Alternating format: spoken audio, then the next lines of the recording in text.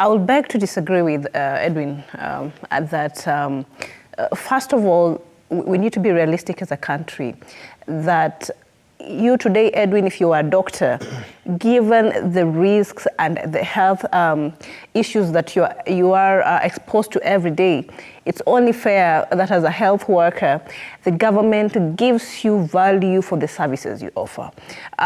Even the government itself, the people who work in the government, these are not people who can be alive if the doctors or the health or service providers were not here. So what these people are saying is, as part of even continuation of SDGs, you know, the factor of conducive working environments and the places of work, these are some of the things these people are calling for. So it's not far-fetched that as a common Kenyan, even looking at that dynamic, that the president at least should have given the health workers, the doctors, the clinical officers, the nurses, an opportunity to dialogue.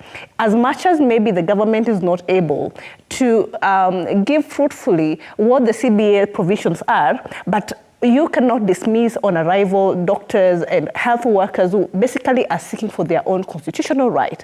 It's not easy to be a health worker in this country, I will say that. So then we cannot say that they're demanding too much.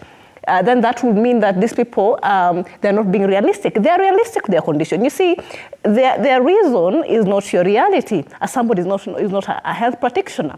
So what it is that it's very commendable that the country and its leadership has to listen to the health workers.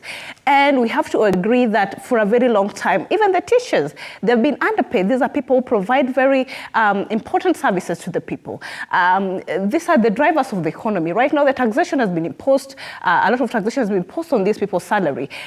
And the salary is not increasing. So the baggage on even the taxpayers' money, the baggage on what already they have, and the risk they're being exposed to, because every job has its own dynamics, then it's very justifiable that these people be given. But now, I think moving forward, we can say as a government that yes, this is a CBA that you signed with the previous administration. We might also agree that maybe, like Mutahi Kagwe said yesterday, this was something to at them because it was an election period, right?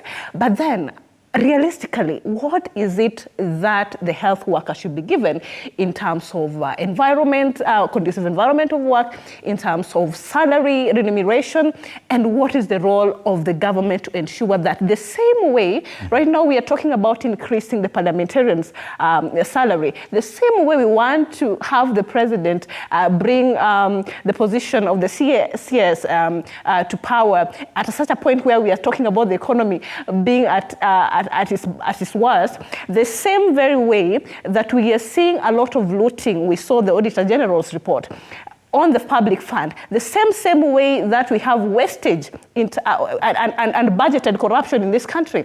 If all these things are eating into the taxpayers' money, and the government, the president, William Ruto, is okay with it being like that, then the same, at the same breath, the same way tenders also are given and they're going into millions and billions and they cannot be accounted for. Then let's have a discussion that every worker in this country, and so there, okay. Edwin, even the issue you're saying about the engineers will go on strike, who will go on strike, other practitioners.